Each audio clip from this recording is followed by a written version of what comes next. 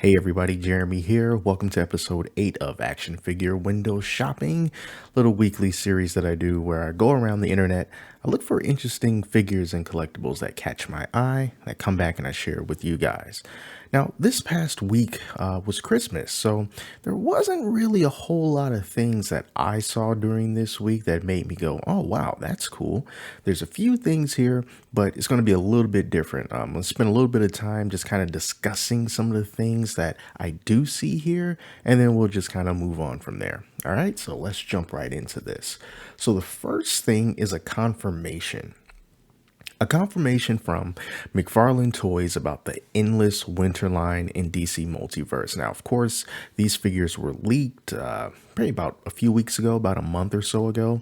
And now they are confirming that the Build-A-Figure for this particular line is, in fact, going to be the Frost King, just as I predicted. Ha ha ha. So, yes, it is going to be the Frost King. And here are all the figures that are going to come in this line.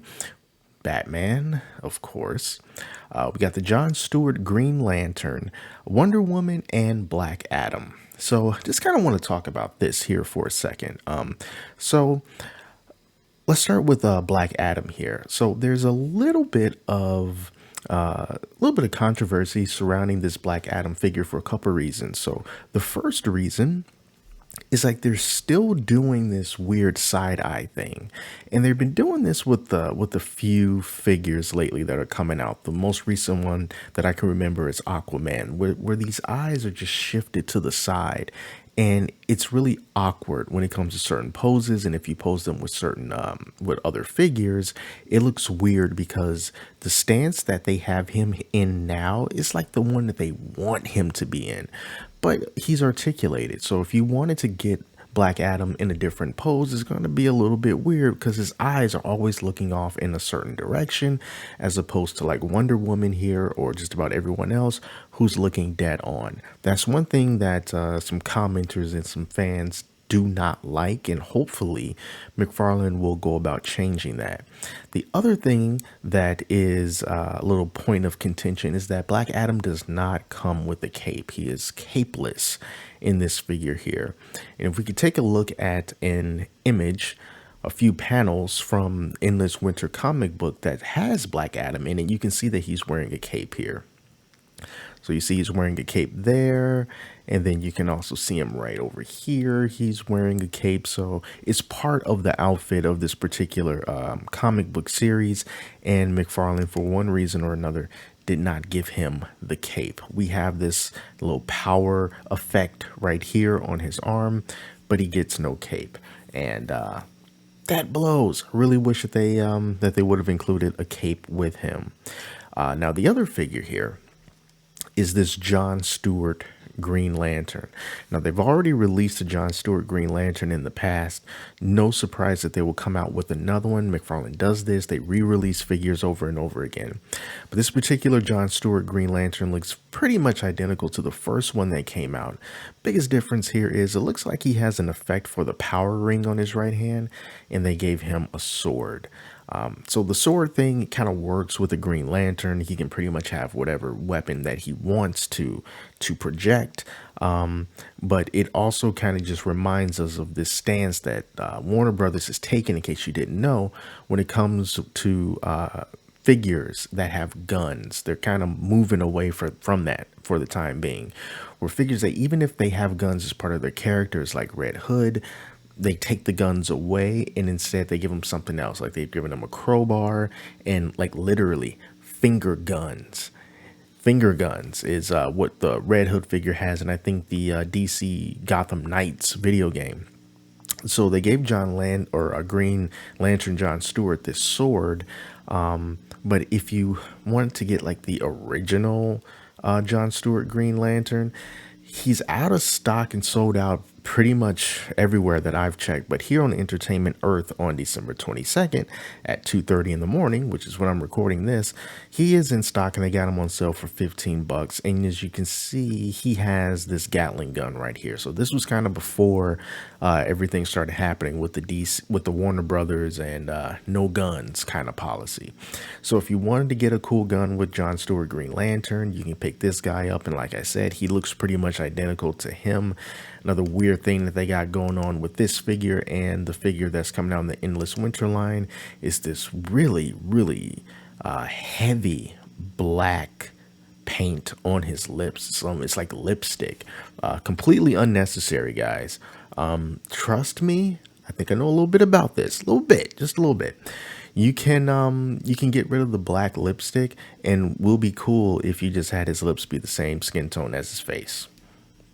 All right, it'll work. Trust me, it will work. All right, so that's the John Stewart Green Lantern. And then we got this Wonder Woman here. She's okay. I'm not blown away by her. We have quite a few Wonder Women already. That's okay. Got no problem with that. We got a lot of Batman too, but I'm not too thrilled with this Batman either. You know, he's just Batman who looks very nice and toasty in this nice fur-lined coat. So, you know, just looking at this picture here, this isn't the I'm not the most excited about this Build-A-Figure line, but thankfully it's just 4 figures, and then we can get Frost King. All right, so that is coming up in early 2022, as you see here, and stay tuned for that. Also wanted to bring attention, in case you didn't know, over on the NECAstore.com until July the 4th, they're selling a couple of sets right here on their site. I already did a video about this already, but real briefly, just to go over it again, they're coming out with this Mauser multi-pack set, kind of like an army builder set. $39.99 for this. I think the price changed from the first time that this went up, but it includes 1, 2, 3, 4, 5, 6 Mausers and all these different accessories here that you can use to build up a little army of Mausers. And then also, in case you didn't get your hands on it before at like Target, you can get the Foot Soldier Deluxe, the Deluxe Foot Soldier here. It comes with all these different accessories. It's a very heavy accessory set. You get these 3 interchangeable heads, communicators, all these different types of guns and swords and fans, and it's just everything that you would want in a Deluxe Foot Soldier set. So this one is $32.99. The shipping is still kind of up there, like around $12 or so, but for this limited time, there's no limit on how many Foot Soldiers or Mausers that you can get, and it's flat rate shipping. So you can buy a bunch of these and the shipping price will be the same no matter how many you buy. And yeah, they are totally available. I do not know if these Mausers are going to be available anywhere else but the NECAstore.com. They're going to put them up at Target at some point in time. I'm not sure. But if you're thinking about getting this, you know, you best jump on it here now. And it's United States orders as well as international orders, so everyone can get in on the fun. All right, so I'm just kind of going to keep the DC thing going along here. Here's something else that caught my attention. It's some more figures from this DC Direct Deceased line. So of course, you know, like McFarlane's kind of taken over this whole thing. They're not creating these figures, but it's just kind of DC is like their thing now. But this particular line came out before that announcement was made. So basically, it's like the DC version of Marvel Zombies, pretty much. And they came out, as you can see here, some other figures that had came out earlier, like this Joker here, and the Harley Quinn and the Batman. I never really been too thrilled with these figures. They look fairly basic, with the exception of really cool looking face sculpts that really kind of, you know, signify that whole zombie aesthetic. But the costumes themselves look pretty regular, look pretty basic, just a few scratches and blood splatter here and there. And you know, they don't look like the coolest figures in the world. You know, they have simple basic articulation. They don't really stand out that much, and they're $29.99, which personally I think is too high for these figures. I think that they should be in line with every other figure these days. So, you know, like 20 to 23 bucks. But they did initially retail for like 28. So like the price hasn't necessarily skyrocketed. But you know, I don't really think they're worth this price, but this is a pretty, whoops, this is not Deceased, but this is still a pretty unique line if you wanted this kind of aesthetic. So here's this Superman here. You know, and as you can see, it's kind of like the same thing with the Batman. You get the cool looking face, but you know, look at these little scratches right here on his costume. Not really a whole lot to aspire to. Let's take a look at this Supergirl, and then we'll take a look at the Flash. There you go. See, they all have that same thing going on here. Same thing going on. Here's Flash. These white scratch marks, just looks a little bit dirty. So yeah, if you're into the whole zombie thing, hey, this is for you. This is for you. But you really got to be into it because, other than that, it's just kind of meh. And this Harley Quinn just kind of looks like a beat up Harley Quinn. She doesn't really look like a zombie now, does she? But those are available for pre-order, and some regular ones that are already available and been available for quite some time now are still on sale. Well, they're not on sale, but you can buy them for $30. There you go. So let's move over to some Marvel stuff. I think that this is kind of a neat aesthetic. I'm not really sure where I stand on it. So it's these figures here. So this is the Marvel Fighting Armor Captain America figure from Sentinel. And the idea behind it is, what if Avengers had armor created by Iron Man? And this is pretty much what they fought in. Iron Man figure not included, of course not. But yeah, it's just basically Captain America with some Iron Man inspired armor, So it's a unique kind of aspect, and it kind of reminds me of I was seeing a lot of these like Marvel mecha type of like Funko Pops. I was seeing like a lot of these like robot Avengers mecha kind of toys recently. And I guess this kind of sort of goes along with it, only for a higher tier, kind of a collectible focus with it. And it sort of reminds me of like some Play Arts Kai type of designs. They're just kind of out there. But yeah, it's still kind of neat though. $94.99, so it's not cheap. And these are 6.5 inches tall. So they're not very big, but they are quite pricey. So there's that one that they were showing off, and then there's this Black Panther, which is more expensive for some reason, but still that same kind of robot Iron Man-esque suit aesthetic going on. Like even here, as you can see, kind of like these little flaps that come out that maybe some exhaust would come from. We got that super tall spear. I guess that's kind of cool. And then there's also like a Wolverine. Yeah, so there's a Wolverine down here right now that's available now still for, $94.99. So yeah, you just kind of got to decide if this is kind of your thing, robot-esque Marvel figures. Yeah, how tall is this Wolverine? Is he 6? I figure he would be shorter than the other ones. At least he should be. And they all kind of have this repulsor cannon thingy in the hands, as you can see here. So definitely Iron Man inspired. So yeah, I think that was pretty neat. You know what else is neat? I'm a wrestling fan these days. More so for AEW, because I'm really not feeling how WWE is doing business these days. But I did think that it was really cool to see this Action Force Sergeant Slaughter figure that is available for pre-order, and should be coming out anytime now. I know some people have already done reviews on this.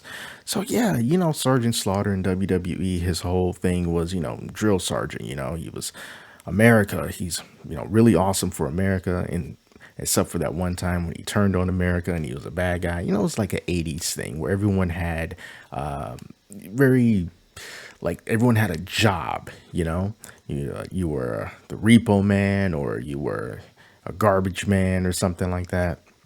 And it was just really easy to get people upset by basically saying USA #1 and everyone else around the world is trash. And then you can reverse that and you can make the bad. Really stereotypical stuff is really what I'm trying to get at. But anyway, 6-inch Sergeant Slaughter figure for the Action Force line with 36 points of articulation. And he looks like the Sergeant Slaughter like these days, so not necessarily like the old school Sergeant Slaughter. So, he's thinner right there in the neck, which is more accurate to what he looks like now. So, yeah, I don't really know how you might feel about Action Force. This is the first time that I have heard about it. Did a little a bit of research on it, see that they had a Kickstarter campaign that was successfully funded, with backers pledging over $130,000 to help get this line off the ground. And Sergeant Slaughter was added to it. And I think that's really cool. I've seen some drama going around, but I'm not really too up on it. I'm not going to really pay it much mind. Just going to focus on the figures. So it's kind of like this is a G.I. Joe kind of thing going on here. So if you're into army dudes and you like Sergeant Slaughter and you like a Sergeant Slaughter action figure that's not associated with WWE, then this is the best way to do it. And $31.99. So, it's not a horrible price. I think that's a good price, especially if you want yourself a good old Sergeant Slaughter. I think that's good stuff. So, last thing that I wanted to show, I usually show something that is pretty outrageous and super expensive. And I'm like, I could never get that or whatever. And it's usually a figure, but I'm not going to show a figure this time. And just in the spirit of professional wrestling, I wanted to show this. So this is an officially licensed NWA Domed Globe Heavyweight Championship belt, the 2021 version, the 10 pounds of gold that's being sold here at Fandu Belts. They have all kinds of different wrestling belts here. I was planning on getting a belt from them at one time, but I didn't do it. I don't know if I ever will. But you see that this is $529. So, these replica belts, they're never really cheap unless that they go on sale and they become more tolerable. But we're talking about some pretty good quality stuff here, and you can have a regular black strap or you can add some real leather if you want to, pay an extra $250. They also give you, you can buy some belt hangers and a belt stand if you want to for a little bit more.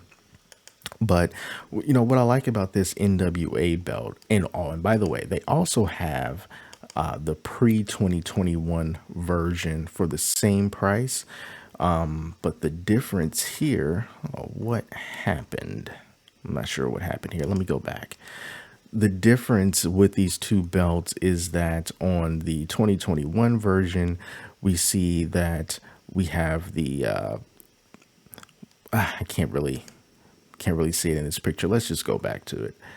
Okay, so we got the United Kingdom side plate right here on the left side of the screen or the right side of the belt. That's the 2021 version. And then the pre-2021 version had the Australian flag on there, like right there.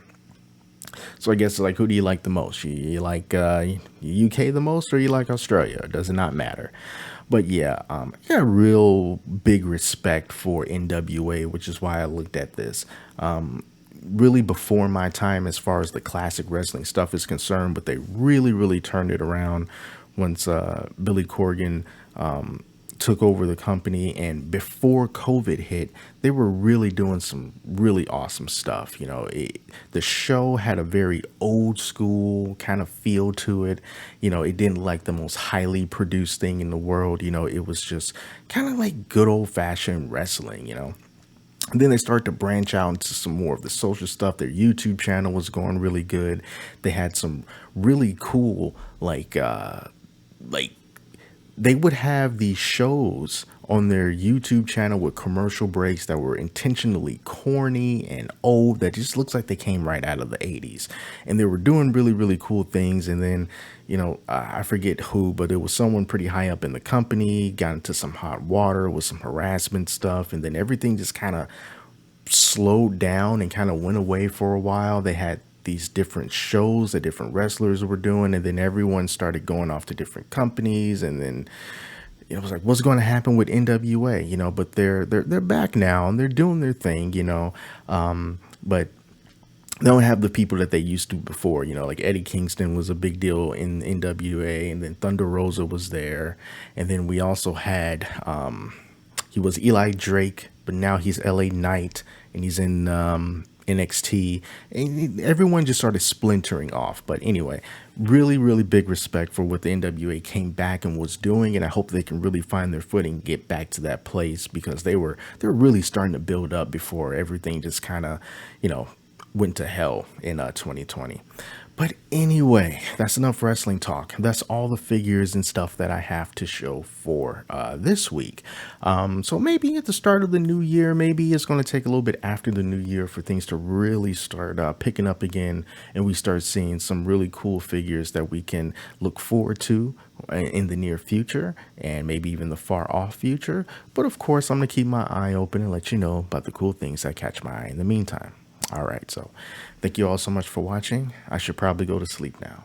Until next time, I'm Jeremy, and I'll talk to you later.